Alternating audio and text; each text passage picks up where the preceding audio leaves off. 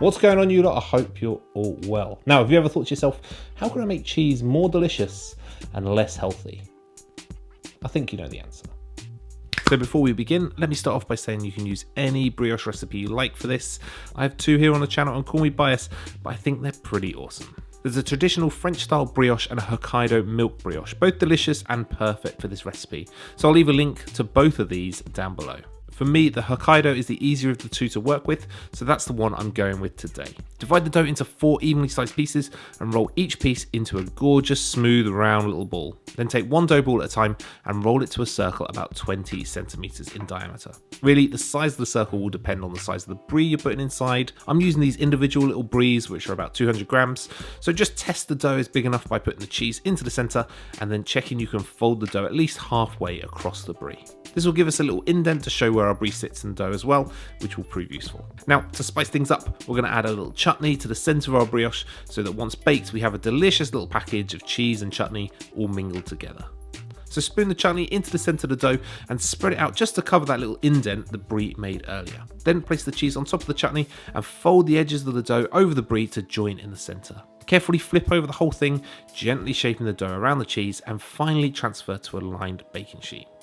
Now, you can do this with shop bought chutney. I'm using some red onion chutney we were given at Christmas that we need using up, or you can make your own and use that. Just be careful, if it's a really chunky chutney, it might poke through your brioche while you're shaping it. Of course, you don't have to go with chutney at all. I've made a little caramelized shallot, crispy bacon, herb mixture here for an extra savory kick. Use it the same way that you use your chutney, or why not use both? Sweet and savory married together in cheesy bliss. But really, you can try anything you like. Wrap it in Parma ham, roll it in garlic and herbs, smother it in truffles. I mean, let your imagination run wild. Once the bries are all wrapped up in the dough, cover them and leave them to prove for an hour or so, or until they are doubled in size. Once proved, brush the dough with a little beaten egg to create a nice glaze all over.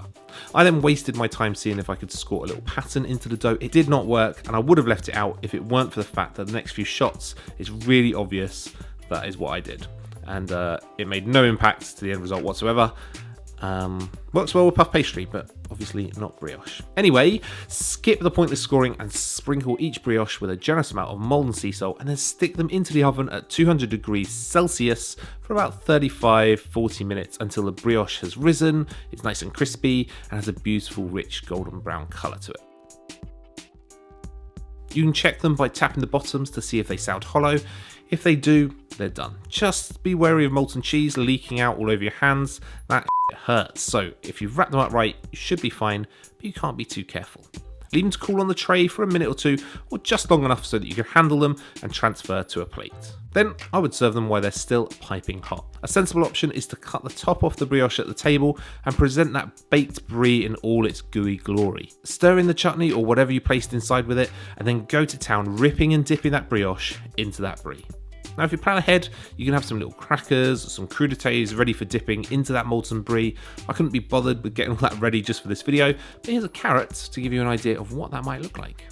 No, you're welcome. When I'm with my buds, which isn't very often at the moment, miss you guys, I prefer a non-sensible option of cutting this thing right down the middle, breaking the brioche banks and letting that cheese tsunami pour all over the board. Then it's all hands in, tearing off chunks of brioche and mopping up that cheese as best you can. It's messy fun. Or if you want, you can leave it for 15 to 20 minutes and then cut into it. And then you'll have something that's a little bit easier to deal with, a little less messy to handle, and a little bit more boring to eat.